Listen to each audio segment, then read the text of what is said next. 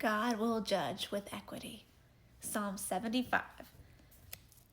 This says, we give thanks to you, O God. We give thanks for your name is near.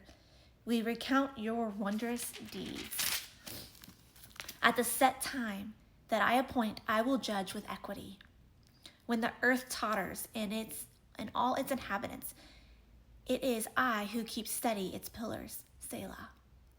I say to the boastful, do not boast. And to the wicked, do not lift up your horn. Do not lift up your horn on high or speak with haughty neck. For not from the east or from the west, and not from the wilderness comes lifting up, but it is God who executes judgment, putting down one and lifting up another. For in the hand of the Lord there's a cup with foaming wine, well mixed, and he pours out from it, and all the wicked of the earth shall drain it down to the dregs. But I will declare it forever. I will sing praises to the God of Jacob. All the horns of the wicked I will cut off, but the horns of the righteous shall be lifted up. All right, so 75 says, this is a hymn of praise, thanking God for his wondrous deeds that he has done for Israel and celebrating the fact that he is the judge of all the earth and will, in his own time, put down the wicked and lift up the faithful.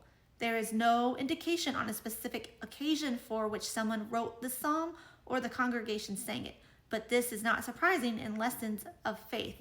God's sovereign rule is that the psalm celebrates is often invisible, is needed at all times.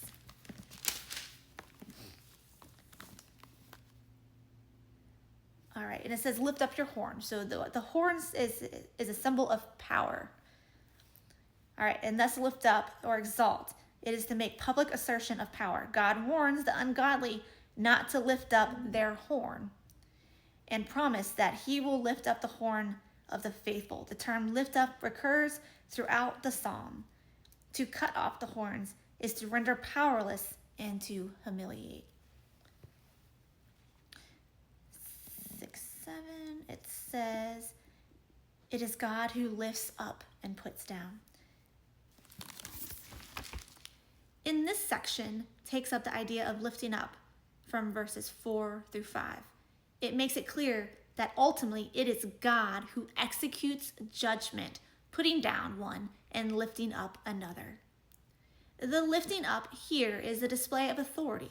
Those whom God puts down are the boastful wicked. At the time is his act of judgment, whenever that might be, and however it relates to the final judgment. Cliff note is verse 2 through 5. The congregation that sings is taking the stance of faith.